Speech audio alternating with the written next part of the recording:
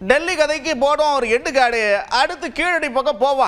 கீழடி பக்கம் ஏகப்பட்ட விஷயம் நடந்துக்கிட்டு இருக்குது. இப்போ அண்ணன் திருமாவளவன் என்ன சொல்றாருன்னா, இருட்டடிப்புங்க, இருட்டடிப்பு செய்கிறாங்க, நம்ம வரலாற்றை நிரூபிக்க விடமாட்டுறாங்க அப்படின்ட்டு ஒரு குற்றச்சாட்டை முன்வச்சிருக்கா. அப்படி தரவுகளை இருட்டடிப்பு செய்யும் நோக்கில் இந்திய ஒன்றிய பாஜக அரசு திட்டமிட்டு செயல்படுகிறது. அதனால்தான் அதில் மிக தீவிரமாக முனைப்புடன் பணியாற்றிய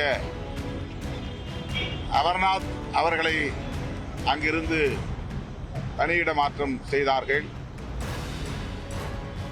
அவர் தந்த அறிக்கையை வெளியிடுவதற்கு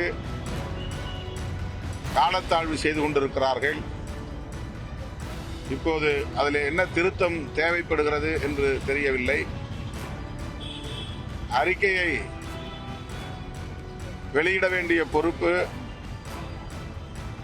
இந்திய ஒன்றிய அரசுக்கு இருக்கிறது.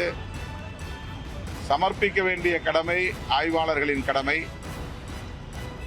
ஆனால் ஏதேனும் காரணம் சொல்லி அதை தள்ளி போட முயற்சிப்பதாகத்தான் தெரிகிறது. வரலாற்று உண்மைகளை நெடுங்காலத்திற்கு மறைக்க முடியாது. தற்காலிகமாக திட்டமிட்டு அவர்களின் அதிகாரத்தை பயன்படுத்தி மறைக்கவோ அல்லது திரித்து சொல்லவோ முயற்சிக்கலாம். ஆனால் உண்மை எப்போதும் உண்மையாகவே இருக்கும், அது வலிமையாக இருக்கும், உரிய நேரத்தில் அது வெளிப்படும் என்பதை வரலாறு அவர்களுக்கு உணர்த்தும்.